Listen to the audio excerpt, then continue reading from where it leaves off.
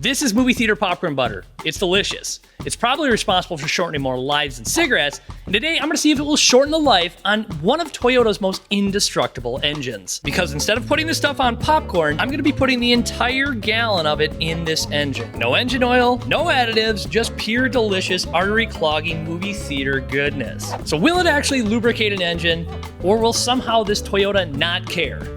I guess there's only one way to find out. Now, before somebody says, that engine's already junk, we better prove it to you that it's still a pretty healthy engine. So let's do a quick compression test. We'll check the oil pressure, and then we'll run the thing so you can see there's no abnormal noises. All right, first up with cylinder number 1. 155 PSI. Cylinder 2. About 155 PSI. Cylinder 3. About 155 PSI. And cylinder 4. Cylinder 4, 155 PSI. Compression's good, plenty of oil on the stick, and now I'll show you the engine is quiet, and we do have engine oil pressure. As you can hear, other than the loud exhaust, the engine is nice and quiet, just under 60 PSI, so everything is looking mint. And as you can see, we have a nice, healthy engine we can test on. So long fried rice, hello fried chicken. Let's get the engine oil out of this thing.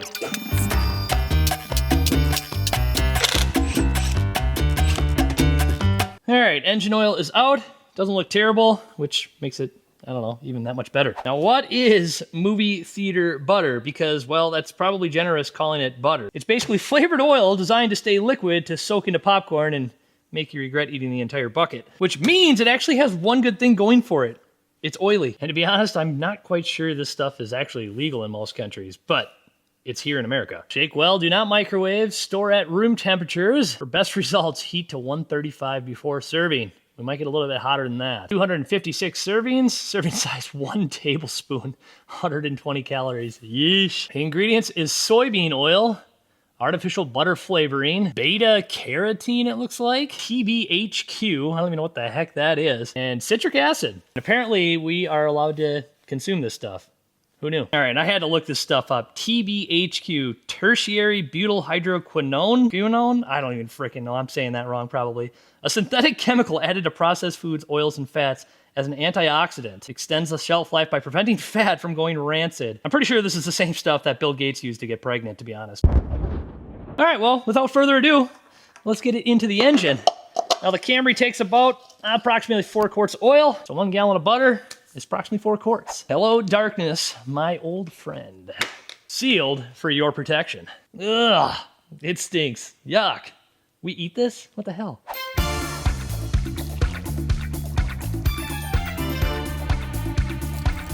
All right, the moment of truth. Will the engine run on 1 gallon of movie theater butter, which essentially is just soybean oil? And I'm pretty sure soybean oil has like a flash point of like 600 plus degrees. So, my prediction is this thing runs probably phenomenal.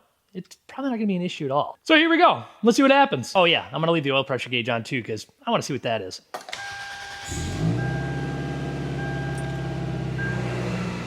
She's teetering a little bit, but 55 PSI for oil pressure? That's probably not bad, huh? All right, let's go beat on this thing a little bit and see what it does. All right, onward.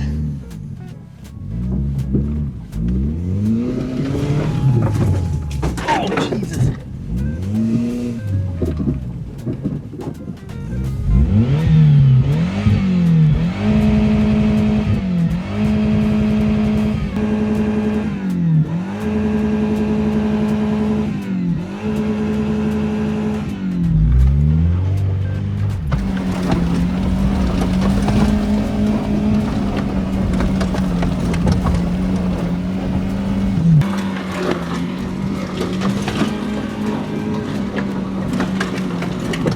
Huh.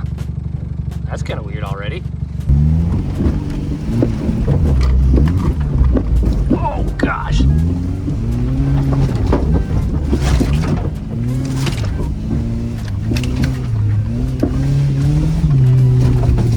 Ah!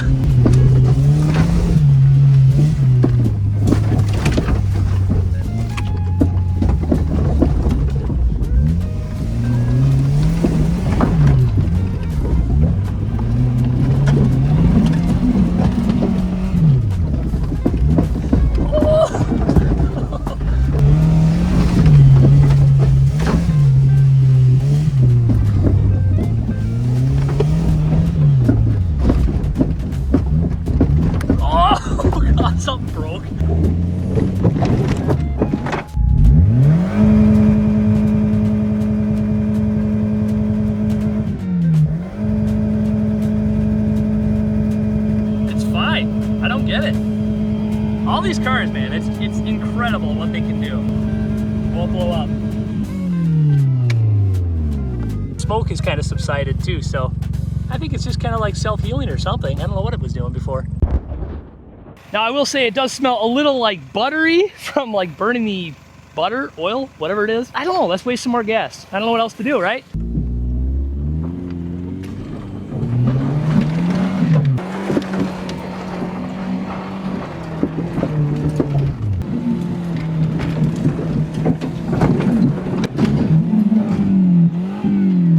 Uh-oh, I think I broke something. It wasn't the engine though. Yeah, I broke something. I might be transmission fluid. I'm not 100% sure yet, but something went clink. Now we'll go into park, so that could be an issue. Look at it, sprayed stuff on the windshield. All right, let's see if I can drive this thing back. Ooh, doesn't sound good. Ooh, it's grumbling. All right, I gotta get a vehicle and pull this thing back. Oh no. Yeah, it's bad. All right. Let's get it back up there. I'm pretty sure something broke inside the transmission, not like an axle or something, but we'll have to do a little poking around here. I gotta push this thing.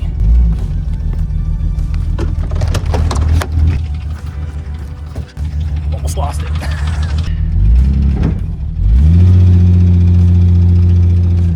I got this thing jacked up so we can try to take a peek underneath, see what's wrong. I know there's something wrong because I found this.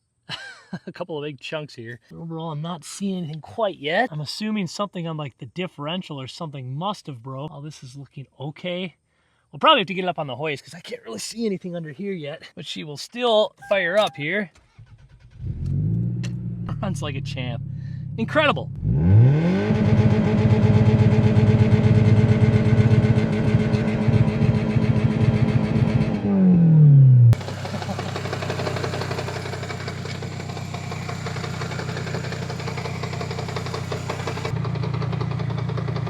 Not happy.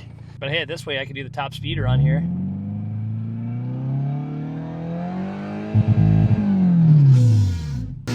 Oh, something is pissed in there. Oh man, this might be a good catastrophic failure on the transmission. Go figure. The thing with butter in the engine doesn't fail, but the thing with the actual proper fluid does fail. Very interesting. I can kind of see the axle doing something now. Yeah, it's got to be a broken differential.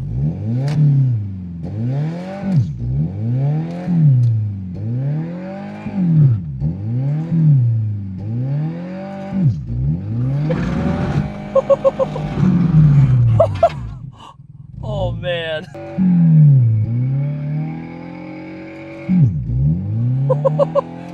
That does not sound good. Drive. Reverse. The engine like stops. So seriously, the clutches inside the transmission must still be doing something. Yeah, it's broken differential 100%.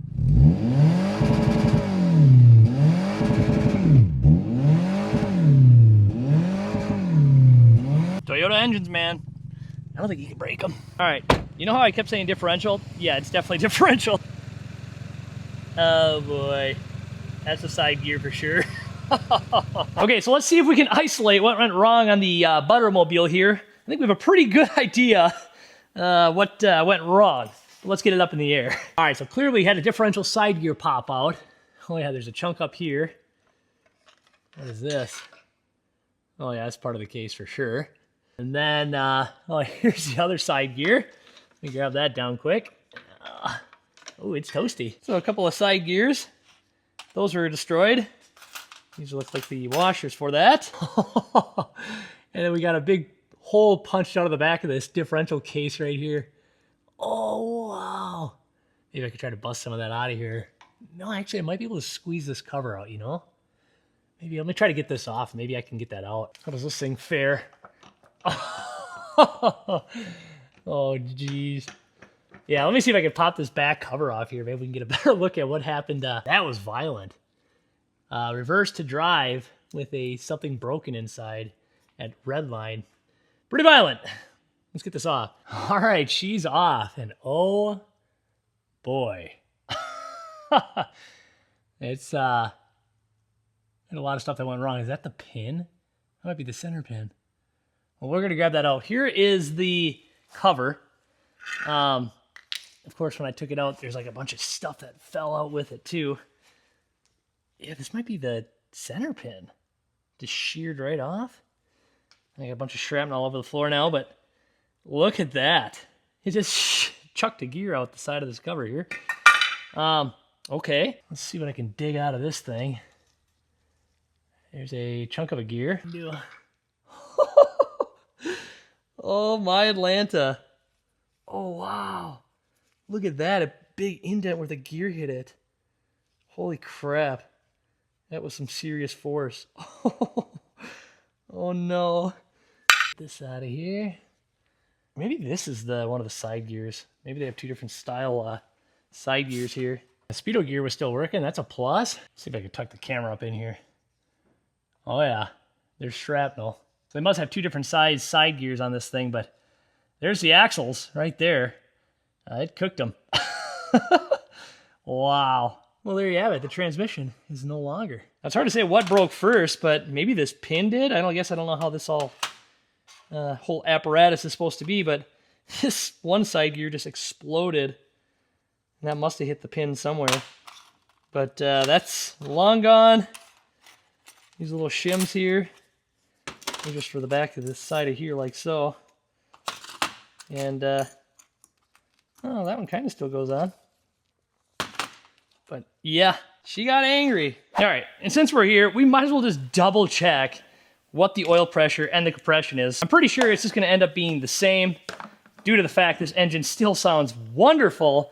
And I wanted to say the transmission blew up, but it was the differential. But who knows, maybe when I was doing those reverse donuts or whatever you want to call it, maybe the axle really is what made the issue. I don't know. I was hitting some pretty big ruts back there, so that could have had an impact on why the differential decided to explode. Also, I was at red line in first gear, and there was a lot of torque on that probably. Yeah, let's just fire the engine up. We'll see what the oil pressure is, and then we'll check compression, because I'm curious what the results should be.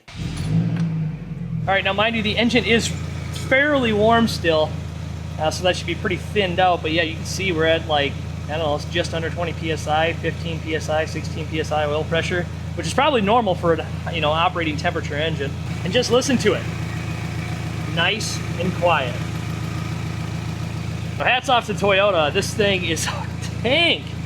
I don't know why they just couldn't still make these things. These things are indestructible. But yeah, let's check the compression too. I will say, much like the bacon up video I did, you could smell it's burning a little bit of artificial butter here. And by golly, it stinks. Yeah, it smells like chemicals.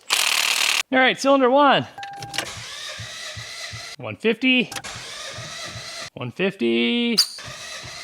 150. And 150.